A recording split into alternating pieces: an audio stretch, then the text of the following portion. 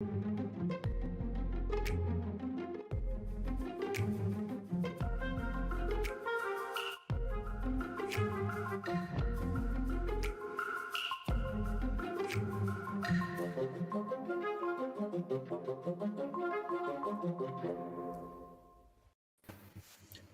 there, and happy Valentine's Day. I hope your mantelpiece is simply weighted down with cards. I'm Brian Taylor. Very warm welcome to the return of my Herald podcast. Now, on the show today, we'll be looking at the future of the Prime Minister, whatever that might be, as he visits Scotland. We'll take a look at the very tense situation in Ukraine, developing all the time as we speak. But we start this new series with a new series. The Herald, as ever, is leading the way with a prolonged, detailed scrutiny of Scotland's future. You'll get insightful, thorough analysis, and subscribers will be able to join me in putting the key questions to experts. Those is on Wednesday on the subject of Europe, which we'll be talking about today. I'm delighted to be joined by the Herald's own political experts today. Tom Gordon, welcome, the political editor. Westminster editor Hannah Rodger, and David Ball, political correspondent. Welcome all three. Tom, let's kick off with you. Your thoughts on, maybe spell out to folk what the Scotland's Future Initiative is all about. Well, we felt that there's a gap in the market. It started as a way to compare what was said in the white paper of 2013-14 around the first referendum with how things have moved on. That was then, this is now, the debates have moved on. The Scottish Government is actively updating its white paper on independence. But while we wait for that, there is a gap there that we were trying to contribute to fleshing out a little bit. Academics are doing it. They're helping with this series. It's largely driven by academics and authorities rather than journalists or politicians rehashing their old arguments. So we've gone to academics to provide their insights, their objective take on how things have moved on in the constitutional debate. And the genesis of it was to very much look at what was said in the white paper, and compare it with the arguments as they stand today.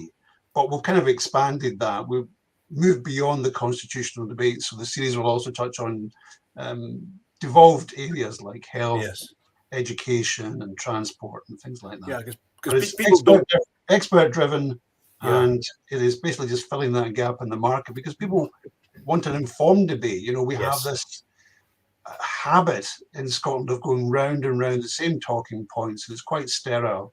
So we're trying to move things along with some informed opinion and debate. And hopefully the Europe installment, which was the first installment, given Brexit is such a massive change since 2014, and sort of set the tone for that. Let's bring in, thanks Tom, it's terrific. Let's bring in Hannah and then David. Let's go with Europe. Let's go to the European question. Hannah, Tom was mentioning the white paper prior to the 2014 referendum forecast, and I quote, a smooth and timely transition to independent membership of the EU. Now, I'm sure the SNP would still say that would be the case, were they to be seeking to rejoin. But of course, we've had the small matter of Brexit. Scotland is included in the UK and therefore is excluded from current membership of the EU. Does that change the debate completely in your view? Well, I think, speaking to, as Tom was saying, experts, because, you can ask the politicians and they'll all give their view based on their own allegiance. Whereas, if you ask the experts, clearly Brexit has had a massive impact on, Scotland's ability to just kind of rejoin the EU. But some people have described independence. If Scotland was to become independent, it would be like Brexit times 100. So I think not only has Brexit made it more difficult for Scotland to rejoin, but it may have also influenced people's opinions based on their Brexit experience, because it's safe to say it has been kind of, I guess, quite a traumatic experience for everyone. Okay, a lot of topics there. Topics about the nature of rejoining, whether Scotland were to wish to seek to rejoin. David, let's bring in you. Let's kick around this idea of whether there would be a wish to rejoin. We have Keir Starmer. So Keir Starmer, the Labour leader today, asked about whether he would seek to take the UK back into the EU, and he delivers a very firm no on that. The SNP say that helps their case because it proves the only way for Scotland to get back into the European Union should they desire it, is through independence, that they believe the Westminster route is now blocked. Yeah, that's right. I mean, Keir Starmer today said there was no case for rejoining, and basically we're not going back to the EU. But Labour's got itself tied in knots, really, appealing to different audiences. Keir Starmer's obviously trying to appear to that sort of Northern England red wall. But well, he was in the northeast of England, wasn't he, when he was speaking? Well, exactly. It was BBC Newcastle, I think it was. Yeah. So he's obviously trying to appeal to that sort of a local audience, but I don't think Anas Sarwar would completely want that, given he's trying to win back support in Scotland. And if Labour do want to win at the next election, they're going to have to do something to claw back some of that support up here. Anna, you want to come in?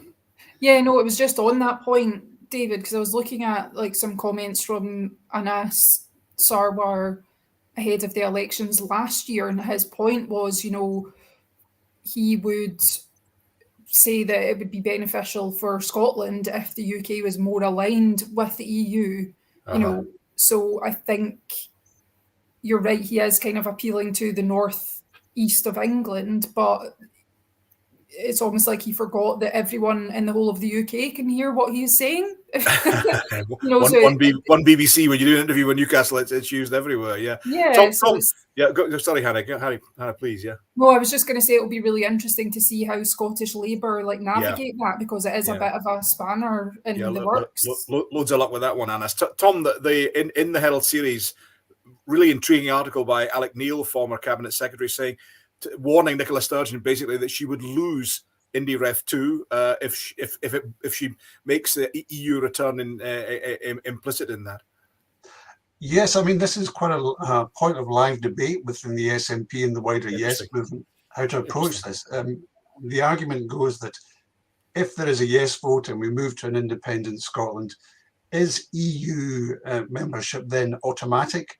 Or do we put it back to the people in a sort of EU Ref 2 to follow IndyRef 2? Do you think that idea is beginning to gain some ground? Yes, I think it may be. I mean, last year in the Holyrood elections, I asked Nicola Sturgeon about this very point and why there was no second EU referendum in the manifesto. And she said it was not her policy to have one, so that if Scotland voted for independence, the EU membership process would then follow inexorably. It wouldn't go back to the people. Now, this has not pleased some people, not least Alex Neil, who think it's a matter of democracy. And certainly if you look at just the timing of it, if Nicola Sturgeon gets exactly the timetable she wants, Scotland will become independent probably spring 2026. That's a decade after the EU vote. There is surely an argument to be had that you cannot rely on the vote of 10 years hence, especially if you've just overturned the vote of 2014. Yeah. And the argument, Tom, politically, the argument is that although EU membership might attract some people who are otherwise skeptical about independence, it might, but because of the Alec Neil sort of argument, it might put off some people. I mean, I'm old enough to remember when the SNP regarded the EU as a plot to do down Scotland's independence under. Yeah, I mean, Alex Neil does have a dog in this fight because he was the only SNP MSP who was publicly opposed to, publicly supported Brexit, rather. So he was kind of out of step with his colleagues on that one. Yeah. But he does have a point. He argues from democracy, just that, you ought to put a big change like that to the people. Yeah. They deserve their say on it. And I think he's also got an eye to the arithmetic as well. If you fuse these two issues, you may dissuade people. And we always think of the third of SNP voters who were told voted for Brexit. You may dissuade some of those people from voting for independence. Now, I'm sure Nicola Sturgeon thinks, look, if you support independence, you're going to vote for it whether the EU is tagged on or not. But I think Alex Neil's a bit more sceptical. And I always cast my mind back to the 1997 devolution referendum, if you remember. Very good comparison. We split that. So we had a two-part question then, and the first part was, do you want there to be a Scottish Parliament? And 74% said yes. And the second question was, if there's a Parliament, should it have tax-raising powers? And 64% said yes. So 74 for the first bit, 64 for the bit after that. Now, if you have a sort of referendum where it's, do you want independence plus EU membership? Nice. That might knock just a few points off the vote you might get if you just ask a pure question on do you want independence. I also think if you're only in the 51-52% zone and you deter just 2 or 3%, then maybe you miss that independence threshold, and independence doesn't carry after all because sufficient people have been deterred by the EU. It might also be tempting. In 97, for example, Labour deliberately, that one of the reasons for the referendum was that they wanted to win the election and not have it tied in to the question of Scottish self-government. I remember that election campaign very well. Every single day we wanted to ask about self-government. Every single day Labour said that will be determined by the referendum to come. So they tried, as you say, to uncouple the questions. David, do you think, do you see the SNP? I mean, this issue isn't finished by any means, is it? Do you see the SNP tiptoeing down towards a referendum, or one or two might say European Economic Area, or is it on the other hand that the justification for holding the referendum in the first place is EU membership? Would it be a bit perverse if they weren't including that as intrinsic to the offer? Well, yeah, I think it's going to be a big part of the new updated Indy case will be if you vote for independence, you'll get EU membership. I'd be very surprised if it wasn't part of that sort of vision. But I mean, this is going to be a complex thing, joining the EU and not giving the public even a sniff of what the arrangement would be, which you could deal out the sort of specifics in a referendum on the EU. Yeah. Whereas just a vote for independence is a vote for the EU might put a lot of people off. I mean, there's big issues on sort of the currency and the border impact to start with. And if you're not going into the detail of that, it's just an automatic we'll join, then it is going to cause a lot of aggro, I think, with even just core SNP members. But of course, Hannah, let's talk about another article. Kirsty Hughes, the director of the Scottish Centre on European Relations, article in the Herald series, highlighting some of these points that David's mentioned. The currency, she was highlighting the point about the Scotland-England border without necessarily coming down either way. She was just drawing attention to these. That question of the Scotland-England border is because Scotland would be in the EU if she rejoined as an independent nation. England would not. There'd be two different rules, which presumably would mean a customs border. And that's something that could put people off independence, never mind EU membership. Yeah. Is that as a dilemma at the very least for the advocates of independence? Yeah, I think so. I think as well, just before we kind of get on to that point, I think, maybe it's just me, my perception, but there's no guarantee that Scotland could just rejoin the EU, surely. No. And as David said, it's a complex process. It's not something that happens overnight. So, I think that linking Scottish independence and EU membership it's really, really challenging. But in terms of your question about the border, we're going to see something. If that scenario happened, we would see a situation like Northern Ireland all over again. Never mind the impact, because of course goods come from Northern Ireland to Scotland down to the rest of the UK. So what we would have would be Northern Ireland not in the EU, Scotland in the EU, England not in the EU, Wales not. It would be a customs nightmare, frankly. If it's bad enough, the Northern Ireland situation now, I can't imagine what kind of impact that would have politically and just in general for commerce and the economy. It would be really, really challenging. And not, as David said, when you've got independence as one issue, you can kind of ask direct questions about what currency would we use, how would the border work. But when you combine this EU membership, it creates a whole other set of questions that I don't think are easily answerable together with independence, if you know what I mean. Tom, the advocates of independence must hope that there is a resolution to the Northern Ireland Protocol problem as perhaps a template for ways that there could be a resolution to the issue we're just discussing. Well, Nicola Sturgeon, again, she floated this last year as a potential template. She was sort of widely mocked at that point because problems were springing out all over the place with the protocol. I mean, there was an interesting report from one of our contributors, Professor Nicola McEwen of Edinburgh University recently, in which she makes the point, her and her colleague Katie Hayward of Queen's University Belfast, they make the point that the Northern Ireland Protocol is very much rooted in the Good Friday Agreement and the peace process and the history of political violence in Northern Ireland. Yes. Scotland would not get something similar. The EU has gone out of its way to help on that front because of the history of violence in Northern Ireland. There's not a parallel to Scotland. Scotland might want some, all singing, all dancing opt-out that gives it everything it wants, but it ain't going to get it. Northern Ireland's a special case. And if I could just skip back briefly to the point about whether to have a separate referendum on EU membership. One of our other colleagues, Kathleen Nutt, had a very interesting story the other day. She talked to the deputy leader of the SNP, Keith Brown, and he revealed that he and Mike Russell, the SNP president, were actively discussing whether there ought to be an EU referendum. So the matter is not settled. Nicola Sturgeon said last year it wasn't her policy, but we all know how the policies and politicians' plans tend to evolve over time. So it may be that when it comes to it, the offer is for a second EU referendum. I mean, I think that might help the SNP on one front, because it might pacify a lot of people or assuage a lot of people who are worried about having the two things yoked together. But it also raises the prospect of what sort of form is this second referendum, because Alec Neil and others don't necessarily want the EU as an option, but they don't necessarily want the status quo either. They would rather go into EFTA, European Free Trade Association, and from EFTA progress into the European Economic Area. So you could have a multi-part referendum if you go down the separate EU referendum route. And if you have some sort of confirmatory referendum on EU membership, you can just imagine the unionist opponents saying, well, shouldn't we have a confirmatory referendum on the independence proposal as well? So to concede this second referendum on the EU, you might have some sort of proliferation of options and referenda.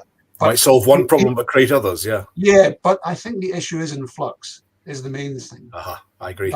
What Nicola said last year was what she said last year. Where we are now is somewhere different. I don't think it's nailed down yet.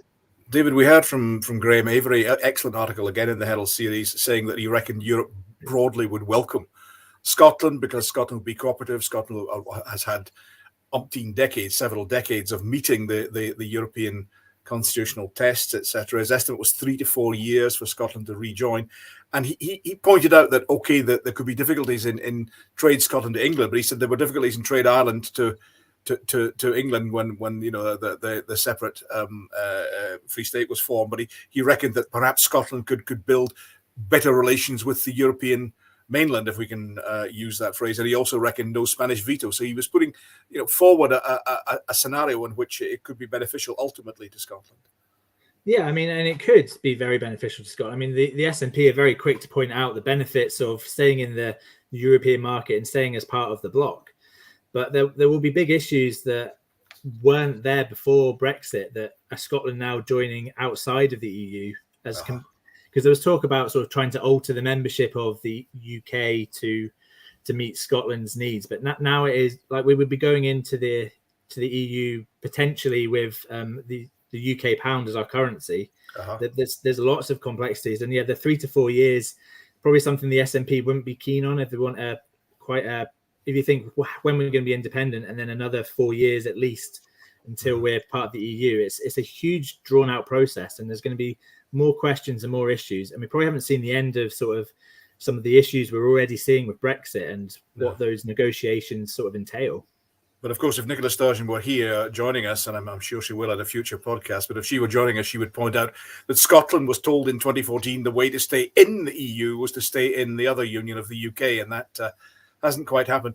Look, chums, we're going to move on to other topics now. Thanks very much for that. Just remind viewers and listeners, and whatever you call them on podcasts, that I'm doing a special on Wednesday in which I'll have a number of the experts that we've cited here in the Herald series. You'll be able to put your questions to them. Send the questions in and we'll put them to the experts. Stress that event is for subscribers only. So if you're not already a subscriber, please sign up and you can join that event on Wednesday. We'll be doing a series of these, with each of the topics that Tom mentioned that are going to be coming up in this Herald series on Scotland's future. Hannah, we can't go on without in this episode, this show, without mentioning Boris Johnson. He's in Scotland today. I wouldn't imagine he's got a meeting penciled in with Douglas Ross anytime soon, does he?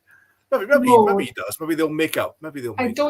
I don't think so. I was just thinking, I forgot it was Valentine's Day today, so that shows you a lot about the state of my love life at the minute. But anyway, I don't think Boris Johnson is going to receive a lot of love in Scotland on his visit today. I think that it's quite ironic that he is on this visit. He's talking about uniting the union, Yes. joining forces, levelling up. He's saying that the Scottish Tories and him, he says they're working really closely together and taking a joined up approach, and he's saying all of those things while he's standing alone on a visit with no Scottish Tories around him. But the Scottish leader has told him openly to go several times to quit. Yeah.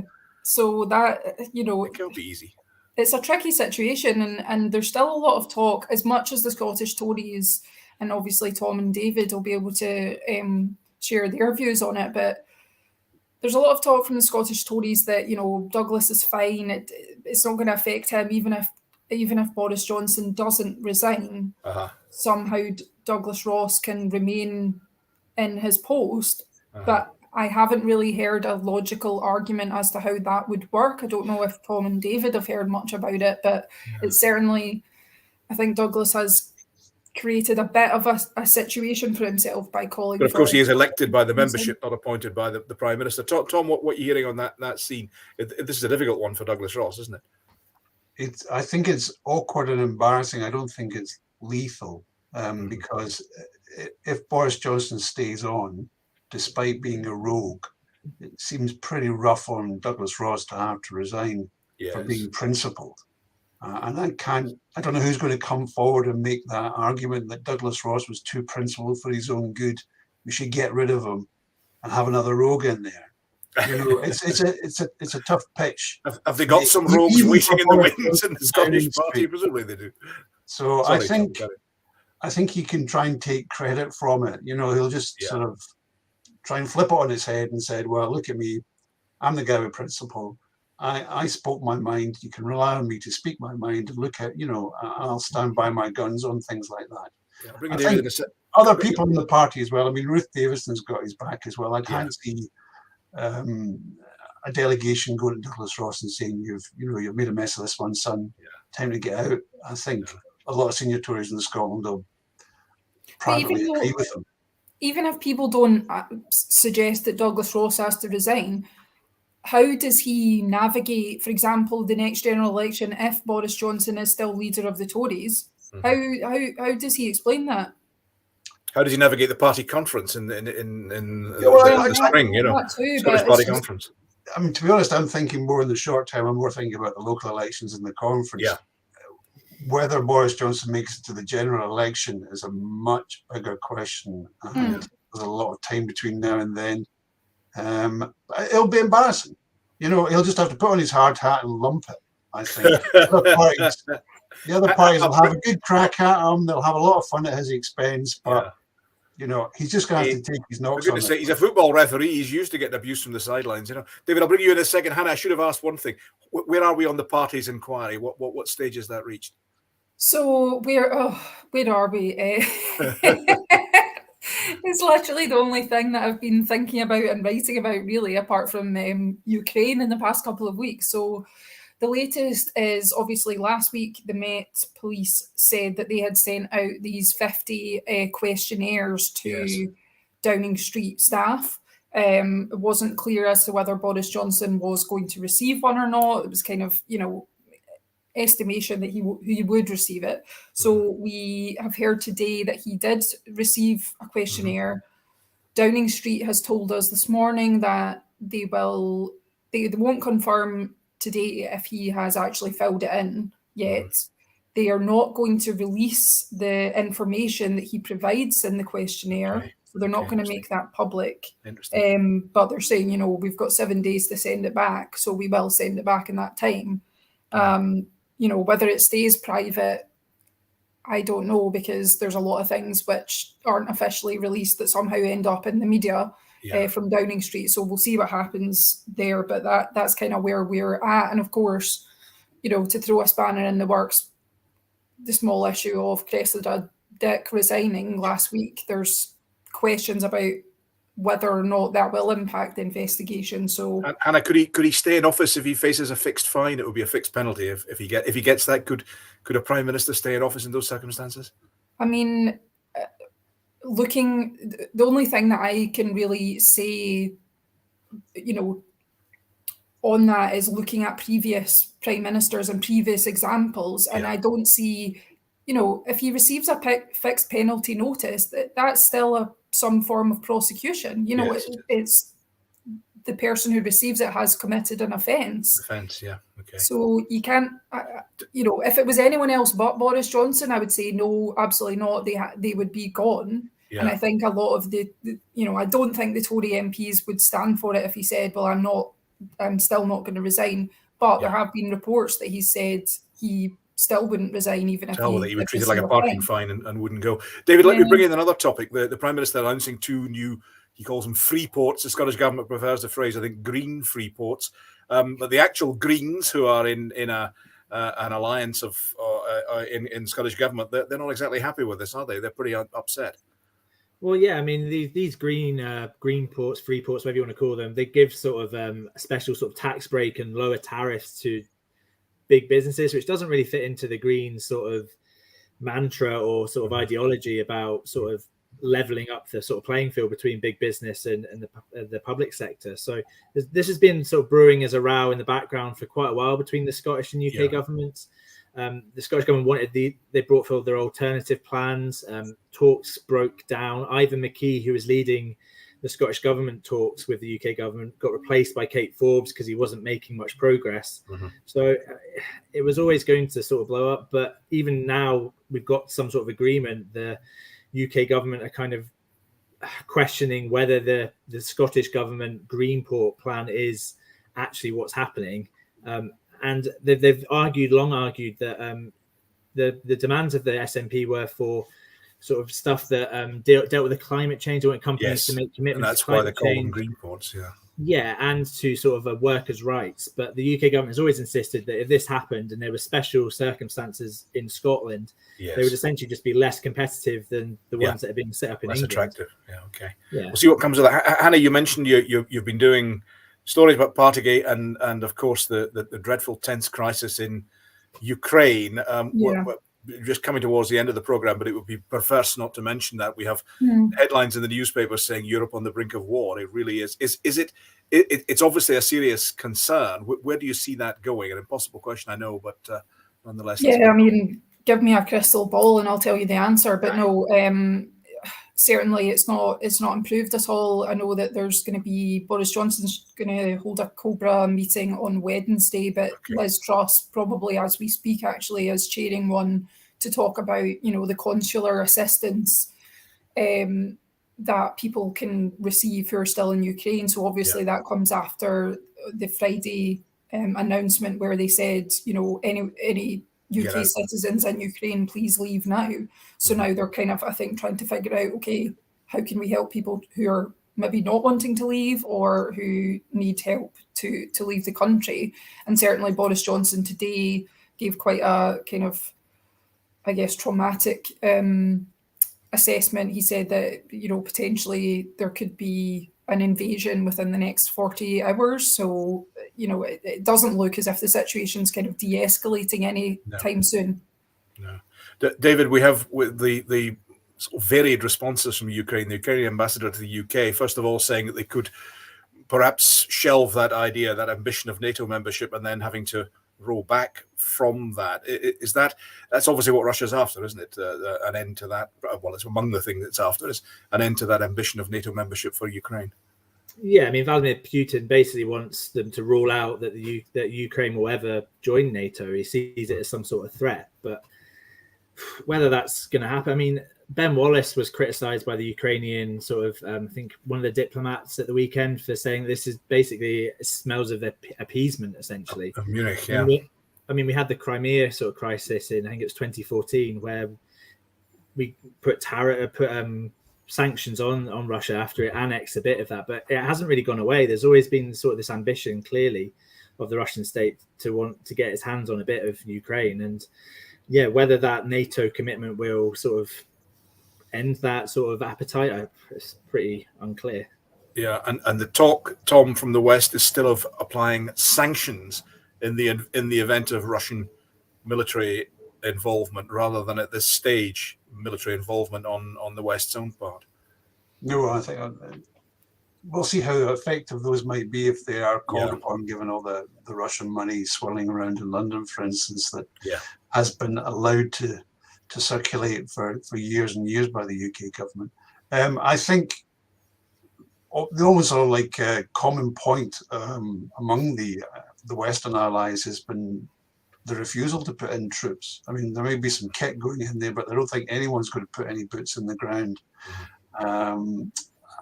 I think I wouldn't be at all surprised if President Zelensky in Ukraine does sort of make some sort of noises on backing away from the NATO aspiration. That seems to be the least painful way to do it. But I agree with David as well that if he does that, Russia might just keep pushing. I think there's an old sort of Russian phrase, whether it was Lenin or not, you keep putting in the bayonet until you reach bone, you know? So Putin will just keep advancing and making it tougher and tougher for Ukraine. There's no reason to think that if you give a concession, he'll just sort of pack up and say, oh, well, I'm satisfied now, that's me done. So it's going to be bad for Ukraine, I think. It may not, I don't think it may not be an invasion, but there's going to be just years and years of grinding pressure, I think. Yeah, hanging around on the borders. Just briefly, finally, Hannah, is the appetite presumably from Russia is to put pressure on? Where is the appetite from the West? Is there a common position? I mean, Tom was saying there the talk is primarily of sanctions rather than the last thing anyone wants is a war in a European territory. Yeah, I mean, that's entirely right. And the sanctions situation, you know, MPs in Westminster certainly have been very vocal about basically the lack of action by the UK government in terms of sanctions against Russia, very critical of what they perceive as inaction on the Russia report, which came out about 18 months ago now, which kind of detailed how the UK government could protect itself from Russian influence. And, you know, there's not really been a huge amount of progress there. So I think even though there is a focus on sanctions, I think people are quite sceptical as to what sanctions will be imposed, if that will be effective or not. Yes.